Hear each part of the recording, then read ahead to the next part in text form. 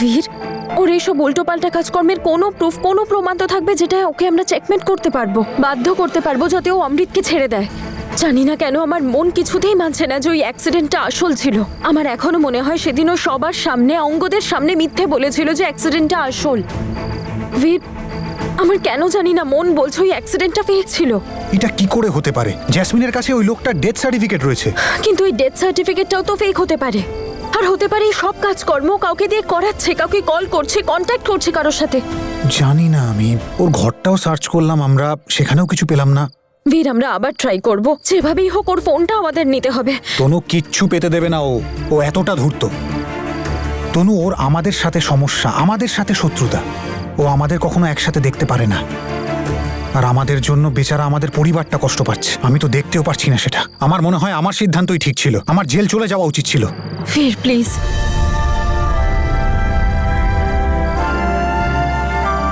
এরকম বলো না। না সেদিন এই সিদ্ধান্তটা আমি সাপোর্ট করেছি, আর না আজ করব। তখন তুমি আর বাবা ডিসাইড করে ফেলেছিলে, তাই আমি আর কিচ্ছু বলিনি। কিন্তু এখনো আমার মনে হয় তোমার সিদ্ধান্তটা ঠিক নয়। আর বীর, আমি তো বলেছিলাম সব প্রবলেমের সলিউশন আছে, আমাদের শুধু সলিউশনটা খুঁজতে হবে। তনু, হয়তো ওই সমস্যাটার কোনো সমাধান নেই। আমি আর অপেক্ষা করতে পারবো না। আমি হার মেনে নিয়েছি। কিন্তু আমি হার মানব না। আমি একটা সুযোগ নিশ্চয়ই বের করব ওর ফোনটা হাতানোর, আর আমার সম্পূর্ণ বিশ্বাস একটা প্রমাণ তো নিশ্চয়ই পাবো। তাহলে ঠিক আছে তনু, তুমি তোমার বিশ্বাসের কথা শোনো, আমি আমার কর্তব্যের কথা শুনি। আমার কাছে আর কোনো রাস্তা নেই, আমাকে জেল যেতেই হবে।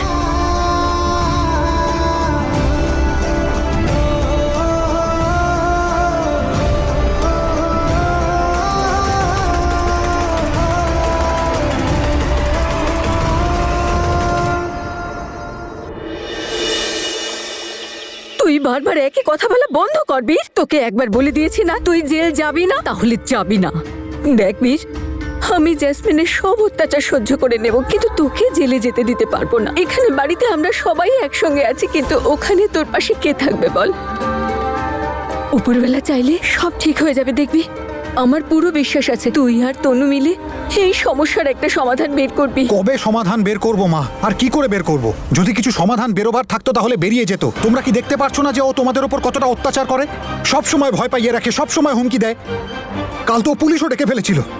আর বাবার সাথে যেটা করলো। চলো অমৃত, টেনে একটা চড় মারো তোমার পূজনীয় বাবাকে।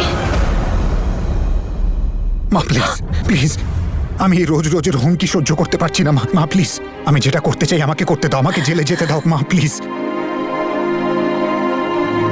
মা, ওইদিকে কি তাকাচ্ছ? তনু সব কিছু জানে।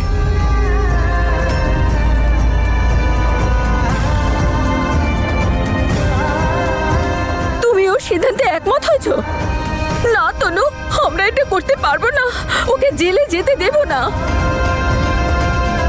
শোন বীর, আমি তোকে জেলে যেতে দিতে পারবো না। হ্যাঁ বীর, তুই এমন কিচ্ছু করবি না। দাদা, আমরা সবাই মিলে এটা সহ্য করে নেব।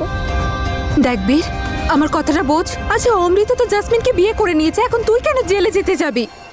দাদা শোনো, সিমরান দিন তো ঠিকই বলছে, আমি জেসমিনকে সামলে নেব। আরে তোরা বুঝতে পারছিস না কেন? দম বন্ধ হয়ে আসছে আমার মাথা ঠিক থাকছে না। তোমাদের প্রত্যেক দিন কষ্টে দেখার থেকে ভালো আমি জেলে চলে যাই, না হলে নিজেকে শেষ করে দিই।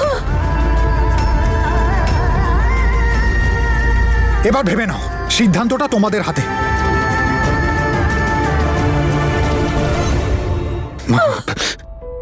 দেখো, আমি জানি তুমি বুঝতে পারছো না যে এই সিদ্ধান্তটা আমি কেন নিলাম, কিন্তু একদিন তুমি নিশ্চয়ই বুঝবে যে আমার জেলে যাওয়াটাই ঠিক।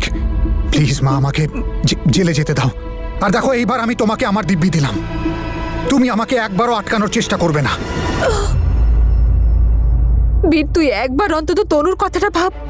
ওর ঘর পরিবার সবকিছু ছেড়ে এখানে আছে, ওর পরিশ্রমে কেন জল ঢালছিস? আরে দিদি, আমি ওর ব্যাপারেই তো ভাবছি।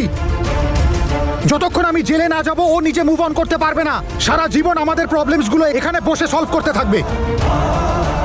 তোমরা এইটুকু কেন বুঝতে পারছো না যে জেসমিন এই গোটা খেলাটা একমাত্র আমার জন্য খেলেছে? ও আমার ওপর প্রতিশোধ নিতে চায়। আমি একবার যদি জেলে চলে যাই তাহলে ওর খেলাটাও নষ্ট হয়ে যাবে, আর ও কাউকে বিরক্ত করবে না। তুমি ওকে একটু বলো না, আটকাও আমাকে। প্লিজ মা, এবার বাবাও আমাকে বোঝাতে পারবে না। আর আমার বিশ্বাস বাবার ওপর রয়েছে যে বাবা আমাকে জেল থেকে বের করে নিয়ে আসবেন। ব্যাস, আমি ভেবে নিয়েছি।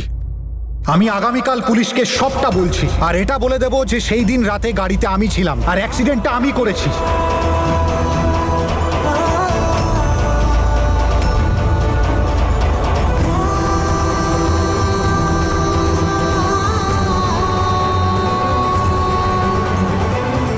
মা, মা,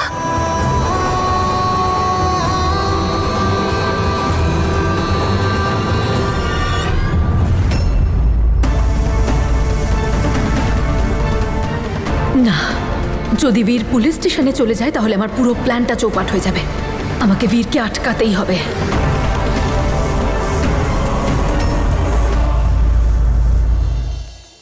মা, মা,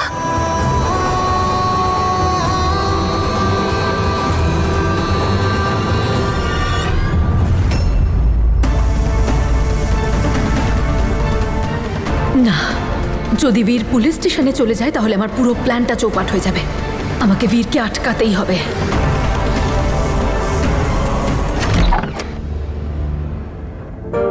নমস্কার আঙ্কেল, নমস্কার আন্টি। ভালো থাকো মা, ভালো থাকো। ভালো থেকো মা। চলো। ওনারা এখানে কেন? ওনাদেরকে কে ডাকলো? নমস্কার মেশমশাই। নমস্কার দাদা। নমস্কার দাদা। বসুন না।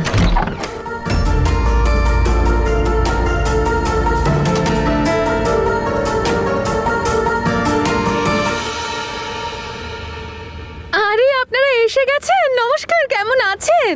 আপনাদেরই অপেক্ষা করছিলাম আমি। জামাই বাবুকে দেখতে পাচ্ছি না, আসেনি?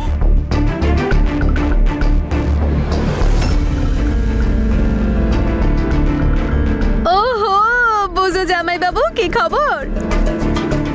আরে তুমি দাঁড়িয়ে আছো কেন? দাঁড়িয়ে থাকার জন্য এসেছো? বসো বসো না প্লিজ। আপনারা আমাকে 2 মিনিট দিন, আমি এক্ষুনি চা জল খাবারের ব্যবস্থা করি।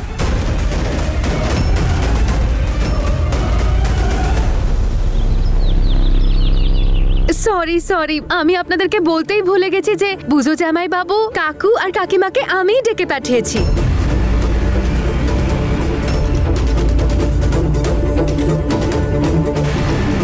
তাই এই বাড়ির বৌমা হিসেবে এই বাড়ির ভালো মন্দ তো আমাকেই ভাবতে হবে, তাই না? তাই আমি ভাবলাম ছোট ভাইয়ের তো বিয়ে হয়ে গেছে, বড় দিদি ভাবে অবিবাহিত থাকবে, ভালো লাগে নাকি সেটা দেখতে, ব্যাস সেই জন্য। আবার কি নতুন নাটক শুরু করতে চলেছে ও? বাহ মা, বাহ। তোমার মতোই তো বউ হওয়া উচিত। সবার কত খেয়াল রাখো তুমি। আরে thank you so much uncle. আমি খুশি হলাম যে কেউ তো অন্তত আমার মূল্যটা দিল। তো আমি চাই সিমরান দিদির সঙ্গে বুজোর তাড়াতাড়ি বিয়েটা এবার হয়ে যাক, ব্যাস।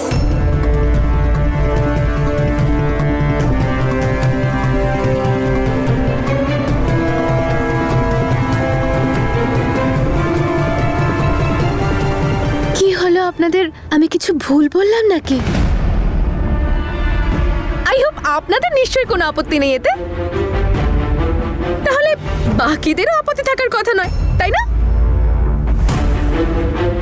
শাশুড়ি মা, ঠিক বলেছি তো আমি? এবার হয়ে যাওয়া উচিত তো সিমরান দিদি আর বুজোর বিয়েটা।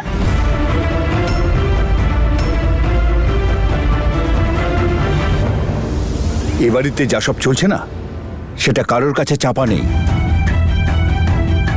তবে দাদা, আপনার বৌমা কিন্তু দারুণ ভেবেছে। আরে আনন্দ পেতে গেলে কিছু একটা ছুতো খুঁজতে হয় দাদা। ঠিকই বলেছেন আপনি। আমরাও এটাই চাই যে সবাই একসাথে থাকুক, খুশি থাকুক, আর কি চাই। কিন্তু এত তাড়াতাড়ি সবকিছু আমি ঠিক বুঝলাম না। হ্যাঁ, সিমরানের বিয়ে নিয়ে আমাদের সবারই অনেক স্বপ্ন আছে। আমাদের তো একটু সময় লাগবে আয়োজন করতে। আয়োজন সবকিছু হয়ে যাবে দিদি। জাসমিন তো ঠিকই বলেছে। আরে সন্তানদের আনন্দেই তো আমাদের আনন্দ দাদা। আরে একদম ঠিক কথা বলেছেন আঙ্কেল। তাহলে তো তাড়াতাড়ি বিয়েটা হয়ে যাওয়াই ভালো। ও দেখো তো কেমন লজ্জায় লাল হয়ে গেছে আমার সিমরান দিদির মুখটা। বুঝো জামাই বাবু, তোমার মনেও তো নিশ্চয়ই ফুল ফুটেছে বিয়ে।